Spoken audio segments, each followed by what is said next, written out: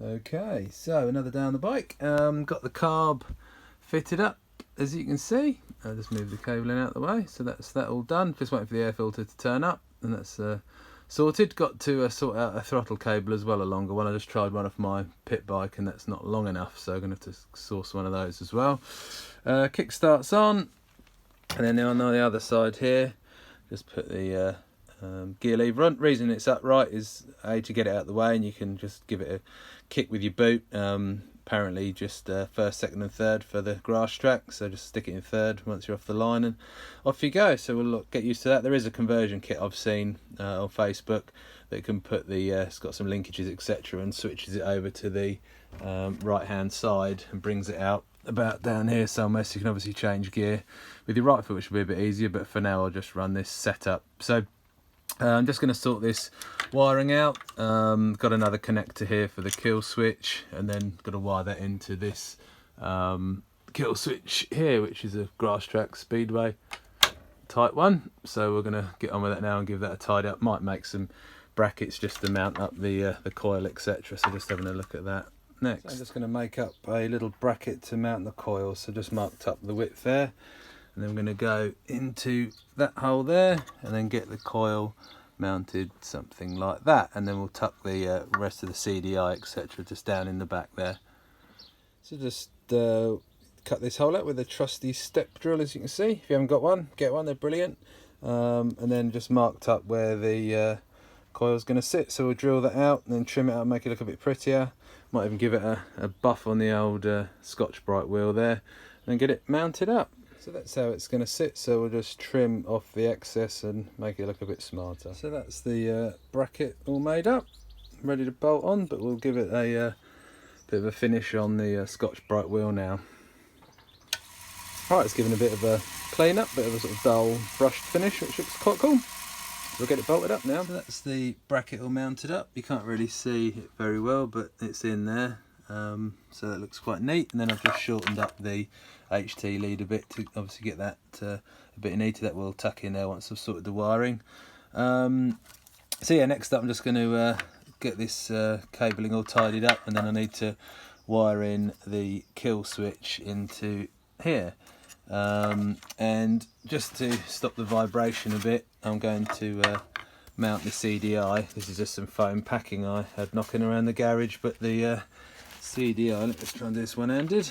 The CDI sits quite nicely in that little slot there, so I'm going to probably chop some of that up and then just sit that in the frame just to stop the vibration killing it really. So we'll get that done next. So that's the little foam holder knocked up, so we'll get that a cable tie around that and get that mounted down in the frame and get all this cabling tidied up. So that's all the wiring tidied up and cable tied away, so just got the kill switch wiring to hook up, so that's going to go to an earth on the frame, and that's going to be hooked up to this. So I'll get the soldering iron out, some heat shrink, and then connect the two up.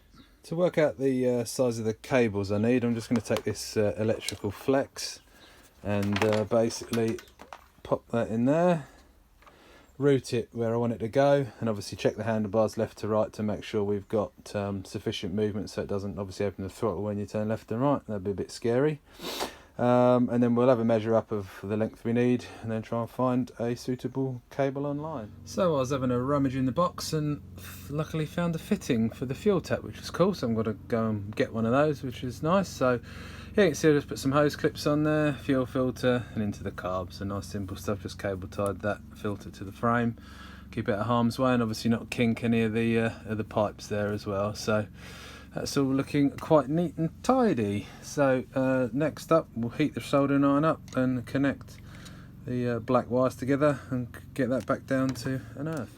Right, so just soldering up the kill switch wiring. So as you can see they're all soldered rather than crimped. You know, crimping is okay if you've got the right tools and stuff, but I prefer to solder, you know, it's not going anywhere then.